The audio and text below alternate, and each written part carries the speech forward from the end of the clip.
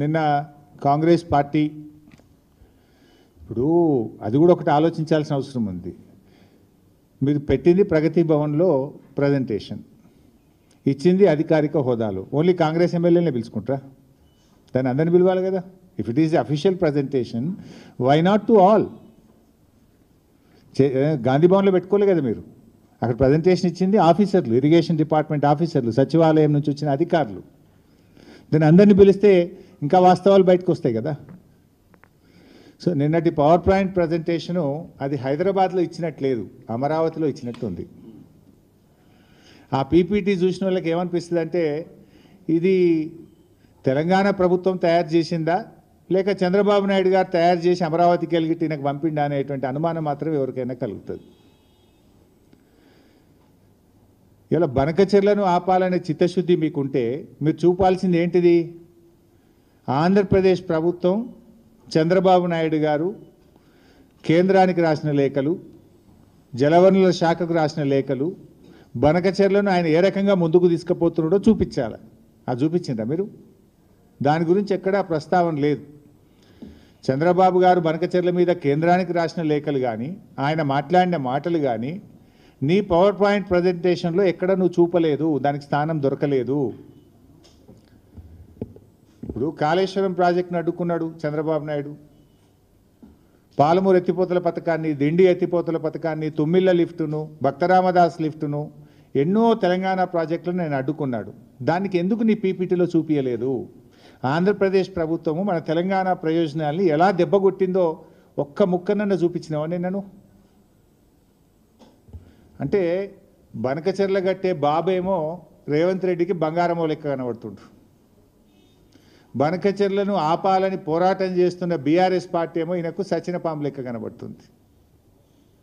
మరి సచినపామే అయితే ఎందుకు కళలు కూడా బీఆర్ఎస్ పార్టీని కలవరిస్తున్నావు? అసలు నువ్వు ఉపన్యాసం ఇస్తే కేసీఆర్ పేరెత్తకుండా, బీఆర్ఎస్ గురించి మాట్లాడకుండా ఏనాడన్నా ఒక ఉపన్యాసం మాట్లాడతావా నువ్వు? అసలు నీకు నిద్రలో లేపితే కూడా బీఆర్ఎస్ యాదికి వస్తుంది, గులాబీ జెండానే కనబడుతుంది నీకు.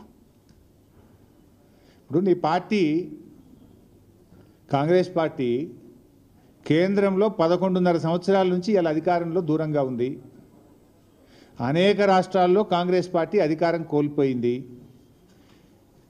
ఈ దేశంలో అనేక శాసనసభల్లో కాంగ్రెస్ పార్టీ ఒక్క ఎమ్మెల్యే సీటు కూడా గెలవలేదు. మరి ఇలా కొన్ని రాష్ట్రాల్లో కాంగ్రెస్ పార్టీ ఒక్క ఎంపీ సీటు కూడా గెలవలేదు. అంత మాత్రాన నీ కాంగ్రెస్ పార్టీ చచ్చిన పామైందా? నేను అడుగుతా ఉన్నా. నువ్వు పీసీసీ అధ్యక్షుడిగా ఉన్నప్పుడు ఈ రాష్ట్రంలో ఉప ఎన్నికలు జరిగితే నీ అధ్యక్షతన జరిగిన ఎన్నికల్లో కాంగ్రెస్ పార్టీ డిపాజిట్ గల్లంత అయింది. అప్పుడు కాంగ్రెస్ పార్టీ చచ్చిన పామైందా? ఈ చచ్చిన పాము లాంటి చౌకబారు ముచ్చట్లు మాకు చెప్పకు, నీ రాహుల్ గాంధీకి చెప్పుకునేది ఉంటే. ఈ అతి తెలివితేటలు అవసరం లేదు మిస్టర్ రేవంత్ రెడ్డి గారు. నువ్వు మొన్న ముఖ్యమంత్రి అయిన తర్వాత నీ సొంత జిల్లాలో కూడా బీఆర్ఎస్ పార్టీ ఎమ్మెల్సీ గెలిచింది, గెలవలేదా మొన్న? అహంకారంతో మాట్లాడితే ప్రజలు నిన్ను అత్తపాతాల లోకానికి దొక్కుతారు బిడ్డ, జాగ్రత్త అని హెచ్చరిస్తా ఉన్నా నేను. నీకు బేసిన్ల గురించి మినిమం అవగాహన లేదు.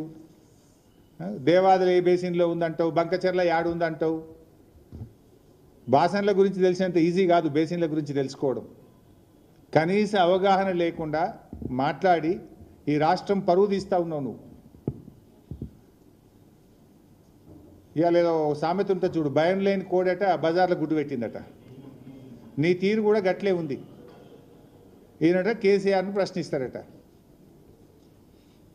బంకచెర్ల మీద ఈ బొంకుడు రాజకీయాలు బంద్ పెట్టు. రేవంత్ రెడ్డి గారు, నాడు బాబు కోసం బ్యాగులు మోసి బ్యాగ్ మ్యాన్గా పేరు తెచ్చుకున్నావు. నేడు అదే బాబు కోసం, బంకచెర్ల కోసం బొంకు మ్యాన్గా మారిపోయినావు. నువ్వు బొంకుతా ఉన్నావు, అన్నీ నిజాలు మాట్లాడతలేవు నువ్వు. నువ్వే చెప్పినావు. అయినా ఏం చెప్పినావు నువ్వు? నా స్కూల్ బీజేపీ, నా కాలేజ్ తెలుగుదేశం, నేను ఉద్యోగం చేస్తున్నది కాంగ్రెస్ పార్టీలో అని నువ్వే చాలాసార్లు చెప్పినావు మిస్టర్ రేవంత్ రెడ్డి. ఇలా నువ్వు టెక్నికల్గా కాంగ్రెస్ ముఖ్యమంత్రివి, కానీ నీ హృదయం అంతా కూడా ఇంకా అక్కడనే ఉన్నదని ఇలా అర్థమవుతా ఉంది రాష్ట్ర ప్రజలకు. ఎందుకంటే నీ స్కూలింగు, కాలేజీ జ్ఞాపకాలు నేను విడిచిపెడతలేవు. ఇంకా నీ మనసంతా అక్కడనే కొట్టుకుంటున్నది. ఎందుకంటే నీ ఆచరణలోనే కనబడుతుంది, నేను చెప్పాల్సిన అవసరం లేదు. పోయినసారి కృష్ణా జలాల్లో 65 టీఎంసీలు ఆంధ్రాకు ఎక్కువ ఇచ్చినటువంటి తీరు కానీ, ఇలా గోదావరి బనకచెర్లకు నువ్వు తలుపులు తెలిసిన తీరు కానీ ఏమర్థమవుతుంది?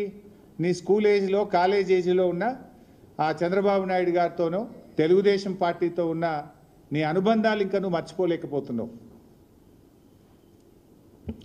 ఇవాళ స్పష్టంగా నేను ఆధారాలతో సహా చెప్పదలుచుకున్నా. ఇప్పుడు చంద్రబాబు నాయుడు గారిని ఈయన ప్రజాభవన్కు పిలిచిండి ఈ మధ్యలో, పోయిన సంవత్సరం మీ అందరికీ తెలుసు, జూలై 6, 2024 జూలై 6, 2024 నాడు 2 రాష్ట్రాల మధ్య సమస్యలు పరిష్కరించుకుందామని ప్రజాభవన్కు చంద్రబాబు నాయుడు గారిని ఆహ్వానించాడు. ఆహ్వానించిన తర్వాత ఆ విభజన హామీల ముసుగులో గోదావరి బనకచెర్ల చీకటి ఒప్పందం ప్రజాభవన్ ఆధారంగా రేవంత్ రెడ్డి చంద్రబాబు నాయుడు మధ్య జరిగింది. ఎందుకంటే జూలై 6, 2024 నాడు ప్రజాభవన్లో రేవంత్ రెడ్డి చంద్రబాబు నాయుడుల మీటింగ్ జరిగింది. ఆ తర్వాతనే ప్రాజెక్టు పనులు స్టార్ట్ అయినాయి. రేవంత్ రెడ్డి గారు అదే రోజు ప్రజాభవన్ వేదికగా తెలంగాణ నీటి హక్కులకు మరణ శాసనం రాసిండు రేవంత్ రెడ్డి. ఆ తర్వాత ఏమైంది? జూలై 6, 2024 రేవంత్ చంద్రబాబు కలిసిండ్రు. సెప్టెంబర్ 13, 2024 ఉత్తమ్ కుమార్ రెడ్డి గారు సతీ సమేతంగా బెజవాడకు పోయి బజ్జీలు తినొచ్చిండు. ఇగో అక్కడ సైలెంట్ అయిపోయింది. ఇక బెజవాడ బజ్జీలు తిని బెజవాడకు పోయి చంద్రబాబు నాయుడు సతీ సమేతంగా కలిసి గోదావరి బనకచెర్లకు ఉత్తమ్ కుమార్ రెడ్డి కూడా పచ్చ జెండా ఊపిండు. ఆనాడు రేవంత్ రెడ్డి ప్రజాభవన్ వేదికగా, బెజవాడ వేదికగా ఉత్తమ్ కుమార్ రెడ్డి ఈ ఇద్దరు కలిసి ఈ గోదావరి బనకచెర్లకు జెండా ఊపిండ్రు. జూలై 6, 2024 ఏమో రేవంత్ రెడ్డి, సెప్టెంబర్ 13, 2024 ఏమో ఉత్తమ్ కుమార్ రెడ్డి. కరెక్ట్గా మీరు డేట్లు చూస్తే దాని తర్వాత ఇదే క్రమంలో నవంబర్ 15, 2024 నాడు ఆంధ్రప్రదేశ్ ముఖ్యమంత్రి చంద్రబాబు నాయుడు గారు ఇది నిర్మలా సీతారామన్ గారికి లెటర్ రాసిండ్రు. మీరు కలవంగానే లైన్ చూడండి. ఫస్ట్ రేవంత్ కలిసిండు, సెకండ్ ఈయన పోయి రేవంత్ రెడ్డి గారు దూలంగానే ఉత్తమ్ కుమార్ రెడ్డి సతీ సమేతంగా వేయించిండు బెజవాడకు.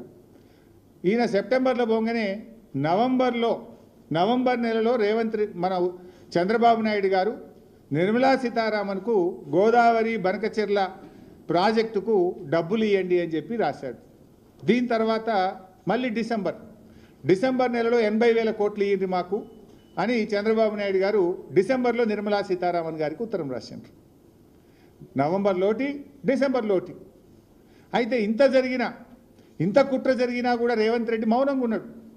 తెలంగాణ ప్రభుత్వం మాకు ఏం తెలియదు అన్నట్టు నటించిండు. ఉత్తమ్ కుమార్ రెడ్డి, రేవంత్ రెడ్డి ఇద్దరు నటించిండ్రు.